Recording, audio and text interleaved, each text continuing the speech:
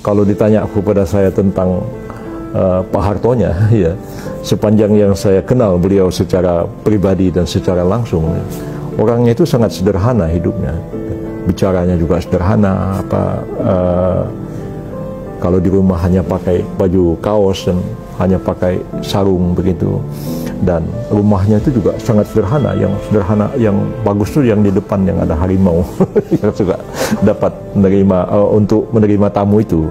Tapi secara keseluruhan tuh kehidupannya itu sangat luar biasa ya. Saya kadang-kadang disuruh beliau bekerja di rumahnya, ngetik macam-macam begitu sampai siang, terus Pak Harto datang pakai sarung begitu, nanya, "Dil, kamu sudah makan?" "Oh, belum Pak." Panggil ajudannya, "Sediakan pop mie 2." Jadi pop mie dia. Kadang-kadang ada nakalnya juga, saya bilang, "Bapak ini saya suruh kerja dikasih makan pop mie. Saya disuruh kerja di rumah Pak Camat aja dikasih makan enak, sama Bapak kalau makan pop. Oh, saya makannya memang begini," katanya begitu. Jadi orangnya itu memang hidupnya itu sangat sederhana ya. Jadi kalaupun dikatakan bahwa Pak Harto itu korupsi, menumpuk harta kekayaan sampai disimpan di bank-bank Swiss ya, itu tidak pernah terbukti sampai hari ini. Jadi waktu Krismon itu saya ingat pada waktu itu Pak Murdiono bercerita kepada saya tentang tuduhan-tuduhan itu, dan Pak Mur sebenarnya mencari itu. Ya, saya juga waktu itu ditugasi menerbitkan beberapa paspor diplomatik kepada orang-orang tertentu ya, untuk pergi ke Swiss untuk melacak itu. Ternyata tidak ada. Dan pada waktu Pak Habibie juga, Pak Muladi pada waktu itu ditugasin untuk melacak itu sampai ke Swiss, nggak ditemukan.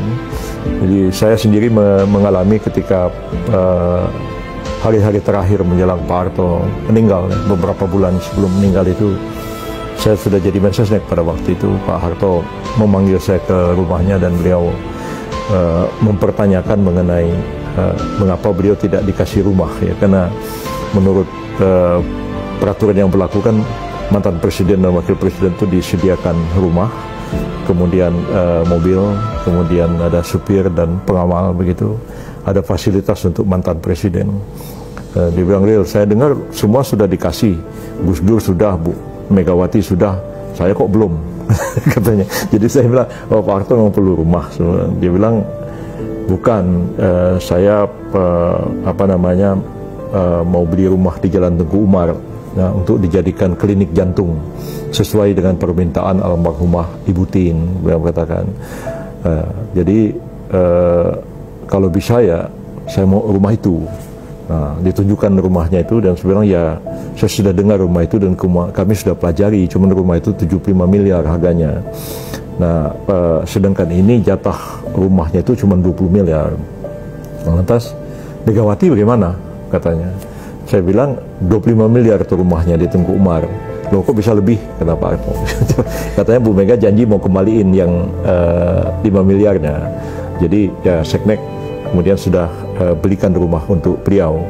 Gus Dur bolak-balik, ujung-ujungnya minta uangnya dan sudah kita serahkan kepada beliau.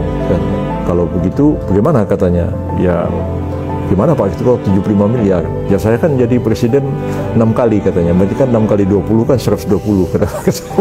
Saya bilang peraturannya kan cuma bilang 20 miliar Pak.